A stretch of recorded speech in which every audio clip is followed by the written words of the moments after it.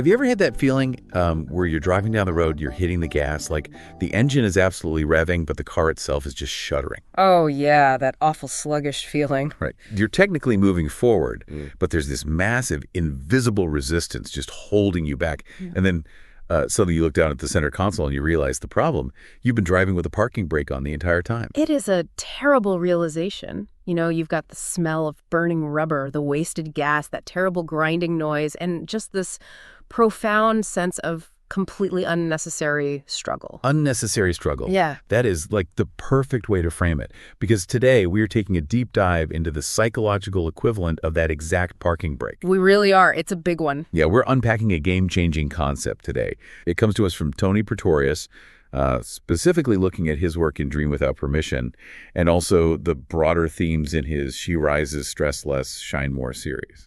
Our mission today is to confront exactly why we deny ourselves the right to want more out of our lives. Because that parking brake, you know, it's not a mechanical failure in this context. It's a psychological one. Yeah, absolutely. So this deep dive is really about reclaiming that energy we lose when we constantly fight our own ambitions.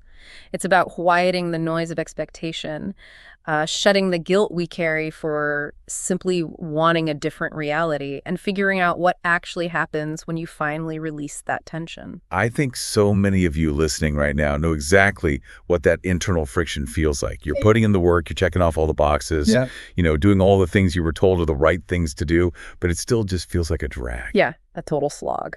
So let's get right into the mechanics of this. How does this brake get pulled in the first place? Because the source material identifies the mechanism holding us back as something we usually consider to be a massive virtue. It does, and I mean, this is where the psychology gets really fascinating. To understand how to release the brake, we first have to look at the incredibly sneaky weapon we've been conditioned to use against ourselves, which is gratitude. Okay, let's unpack this. Yeah. Because Pretorius poses a question that absolutely stops you in your tracks. He asks, how many times have you caught yourself thinking, I should be grateful for what I have, and then use that exact thought to silence your own ambition? It's such a brilliant question. It exposes a habit that is just nearly universal. Think about the underlying mechanics of what's happening in our brains when we do that. We're totally shutting ourselves down. Exactly. We label the desire for a bigger life or like a different career or even simply just more daily joy as selfish or ungrateful. Right. We are taking a positive emotion, gratitude, and we are weaponizing it to shame ourselves for wanting anything beyond our current baseline. We're basically using it to shrink our dreams down so they fit into these pre-approved boxes. And the source material points out that these boxes are created by society, by our families, and this is the part that really caught my attention. They are often created by past versions of ourselves. Oh, yeah. That's a huge one. Like, hold on. The society and family boxes, those make intuitive sense to me. But how do we trap ourselves in a box made by our past selves? Well, it comes down to the sunk cost fallacy, right? But applied to our own identity. Okay, give me an example. Let's say you spent 10 years working tirelessly to become a lawyer. That was the dream of your 20-year-old self. But now, you know, you're 35, you're practicing law, and you realize it is just deeply unfulfilling. Right, you're miserable. Yeah, but the friction happens because you feel this psychological obligation to honor the massive effort your past self put in. You think, I worked so hard to get here, I can't just throw it away. I should be grateful I even passed the bar. Yeah. You refuse to outgrow a career or a life simply because your past self wanted it so badly. Yeah. You become a hostage to your own history. That is heavy. But I have to step in and push back here for a second. Sure, go for it. Because if we look at the broader self-improvement world or the wellness industry, corporate culture, it is absolutely saturated with the idea that gratitude is the ultimate cure-all. Oh, totally. Gratitude journals, daily mindfulness, all of it. Right. So if I start complaining about my decent-paying corporate job because it doesn't fulfill me, a lot of people will rightly call me entitled. Gratitude keeps us grounded. Are we just giving people a psychological pass to be permanently dissatisfied? Like, at what point does being thankful cross the line into actual self-sabotage? That is exactly the friction we need to explore, because if we dig into the nuance of Pretorius's work, it is definitely not an anti-gratitude message. Okay, that's important to clarify. Right. The key is understanding the function of the gratitude you're practicing. Foundational gratitude is about appreciating the present moment, valuing the resources you have, acknowledging the good in your life. That grounds you. Makes sense. But limiting gratitude, which is what we're talking about here, is completely different. So how do you tell the difference in the moment, like practically speaking? Listen to the context in which you use the phrase, I should be grateful. If you are using it as a period at the end of a sentence, as the ultimate reason why you are not allowed to pursue something greater, that is when it becomes self-sabotage. You're using a concept meant for appreciation as a tool for suppression. Exactly. It's the difference between saying, I am so grateful for the stability of this job and it's giving me the financial runway I need to finally start my own business, versus saying, I am miserable every single day, but I should be grateful I even have a paycheck, so I'm just going to shut up and stay here forever. Ah, I see. Okay, so in the first scenario, gratitude is a foundation you're building on. But in the second, it's like a ceiling you're using to keep yourself trapped. Precisely. And evolutionarily speaking, our brains are wired to prioritize safety over fulfillment. Oh, right, the survival instinct. Yeah. Staying in the tribe's box kept our ancestors safe. Ambition or standing out or wanting more than your allotted share, that signaled risk. So when we feel that modern ambition bubbling up, our risk-averse brain panics. And it reaches for the socially acceptable tool of gratitude to force us back into the safety of the box. You got it. But that creates a massive mental conflict, doesn't it? If I finally admit to myself that I want more out of my life, doesn't that inherently mean I hate my current life? If I want a different career, it implies my current career is a failure. That is a terrifying binary to face. It is terrifying, and it's exactly why breaking out of these societal and family boxes requires a total reframing of what desire actually means. How so? Well, we're conditioned to view desire as a deficit. We think if you want something, it must mean you're deeply dissatisfied with what you currently have. Right. That's the standard way of thinking about it. But Pretorius introduces this massive paradigm shift. He argues that wanting more isn't about being dissatisfied with the present at all. It's about honoring the unfulfilled potential that lives inside of you. Oh, I love that. And there's this one specific phrase in the material that perfectly captures this shift. It says, you are allowed to be both a masterpiece and a work in progress simultaneously. The masterpiece paradox. It is a profound concept. And it essentially resolves the cognitive dissonance you were just talking about. Yeah, because it breaks the binary. Exactly. Think about the definitions. A masterpiece is complete.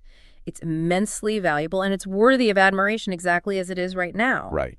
But a work in progress is, by definition, evolving, changing, and striving for a final form. We usually think of those two states as mutually exclusive. This concept asserts you are both. This totally makes me think about restoring a historic house. Oh, I like where this is going. Yeah, imagine you buy this gorgeous century-old Victorian home. You can stand in the living room, you can look at the intricate crown molding, the original stained glass windows, and you can truly admire the beautiful original architecture. It is undeniably a masterpiece. Beautiful, yeah. But at the same time, you might look around and say, you know what? I really want to upgrade the plumbing so the toilets actually flush properly, and we desperately need to rewire the electrical so the house doesn't burn down. It's a massive work in progress. That is a brilliant analogy, and let's push that analogy even further. What actually happens if you ignore the bad plumbing in that historic house out of sheer reverence for the original architecture? Well, I mean, the pipes burst, you get water damage. Exactly. The foundation rots. By ignoring the work in progress aspect because you are so fiercely protecting the masterpiece aspect, you end up destroying the masterpiece. Oh, wow. That's so true. And the exact same thing happens to our psyche. When we suppress our ambitions and our desire for growth because we feel we should just be grateful for the masterpiece of our current life, the resentment builds, the psychological pipes burst. Right. Wanting better plumbing doesn't mean you hate the house. Right. It doesn't mean you aren't immensely grateful for the gorgeous stained glass. It just means you want the house to function at its absolute best. You want it to reach its full potential. Right. You can completely love and accept yourself as you are and still aggressively pursue growth. Okay, so if I release this gratitude guilt and I fully accept this paradox that I am a masterpiece and a work in progress, what actually happens? Do I just suddenly feel better? Does the parking brake just magically disengage? Well, it's not magic, but it is an incredibly real neurological and energetic shift. Think about the sheer amount of mental bandwidth it takes to constantly suppress your own desires. It's got to be exhausting. It is. Think about the cognitive dissonance, the exhausting mental gymnastics required to maintain two conflicting truths in your brain simultaneously. I am deeply unfulfilled and I must act perfectly grateful. Just thinking about it stresses me out. You're constantly policing your own thoughts. Like, get back in the box, be grateful, stop wanting things. And that policing requires a tremendous amount of energy. From a physiological standpoint, when you are constantly suppressing your true desires and forcing yourself to conform to an external box, your body often operates in a state of low-grade chronic stress. So you're actually burning out from the inside. Exactly. You are managing cortisol, you're in a defensive posture, bracing against your own life. But when you finally drop that guilt, when you stop apologizing for your goals and accept the masterpiece paradox, that wasted energy is suddenly freed up. The source makes a really sharp distinction here about what happens to that freed up energy. It says you transition from just stressing less to actually shining. Yeah, that distinction is the core of the She Rises methodology. How does the text define stressing less? It defines it as merely surviving your obligations. Surviving your obligations. Let's really look at what that means. It's getting to the end of the day, having paid the bills, answered all the emails, kept the plate spinning, navigated the office politics. Right, and just feeling a sense of relief that nothing completely crashed and burned. Exactly. I want to ask everyone listening right now to apply that exact lens to their own life. How much of your daily energy, your precious, limited energy, is spent just surviving your obligations rather than being lit up by them? It's a sobering question. It really is.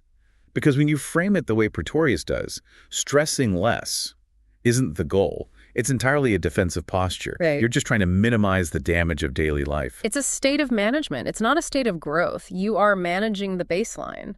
But shining, as the text describes it, requires an offensive, active pursuit of joy. And how does that happen energetically? It happens when your brain shifts from managing cortisol, the stress hormone, to seeking out dopamine and serotonin through the pursuit of something deeply meaningful to you. You're no longer just trying to avoid failure. You're actively expanding your capacity for fulfillment. It really is the difference between playing not to lose and playing to win. Absolutely. When you're just surviving obligations, you're playing not to lose. Don't lose the job, don't upset the family, don't step out of the box. But when you are shining, you are pursuing a dream that sets your soul on fire. Yeah, it's a completely different energy. But this leads us to the most stubborn roadblock of all.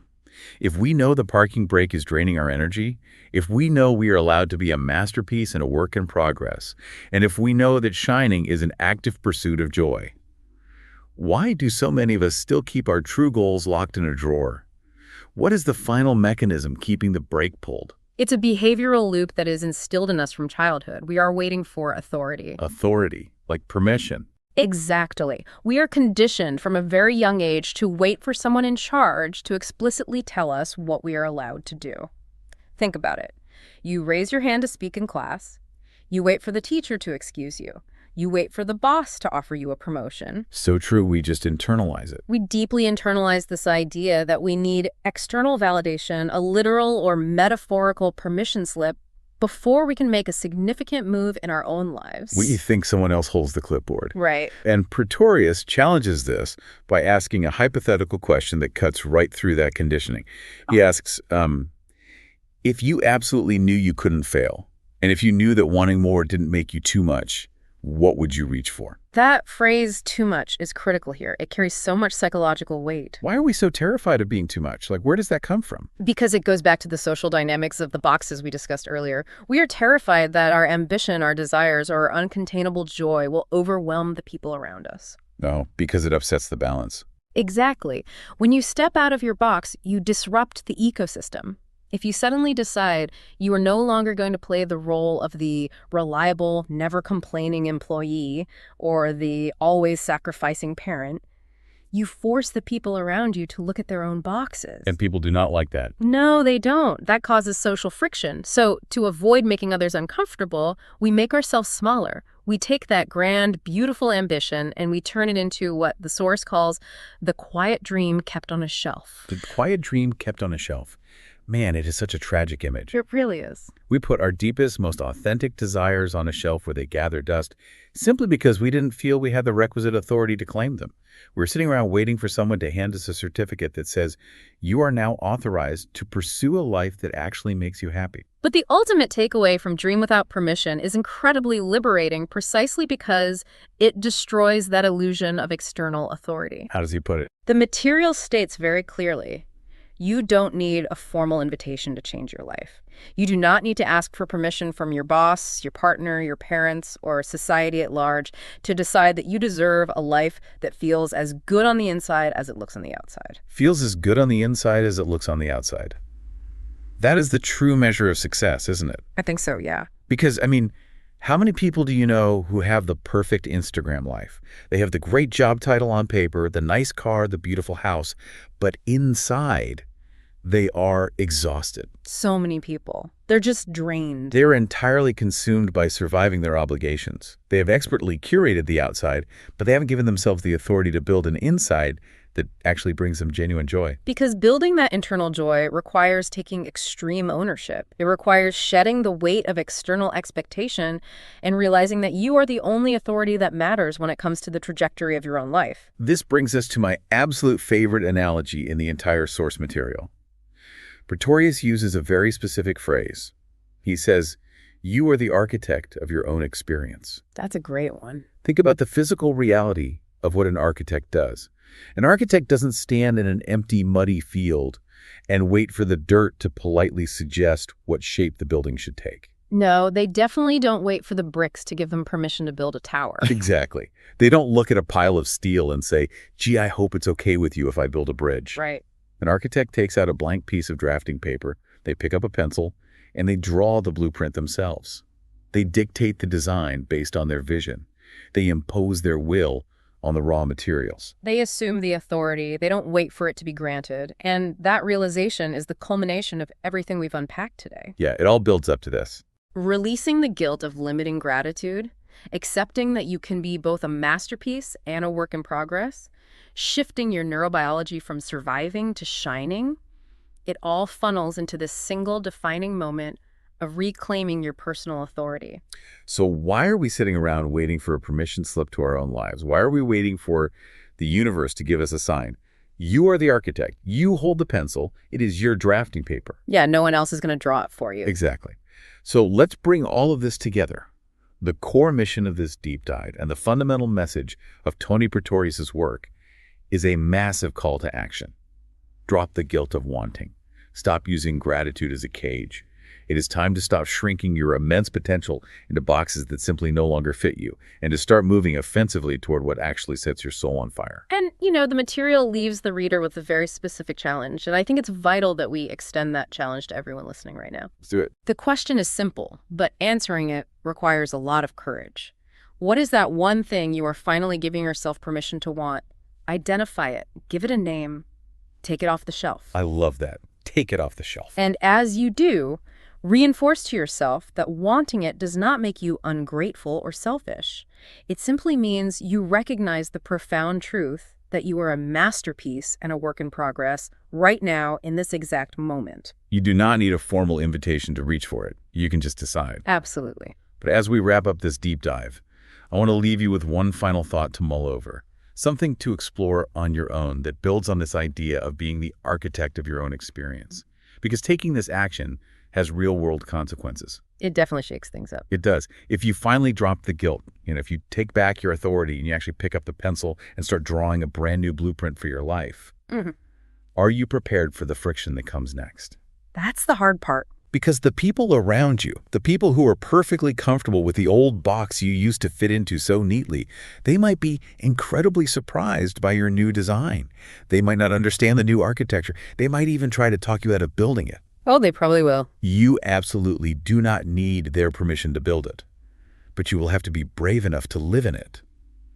So take your foot off the parking brake. Stop surviving your obligations. Smell the fresh air instead of burning rubber, and see how fast you can really go when you finally give yourself the right to want more.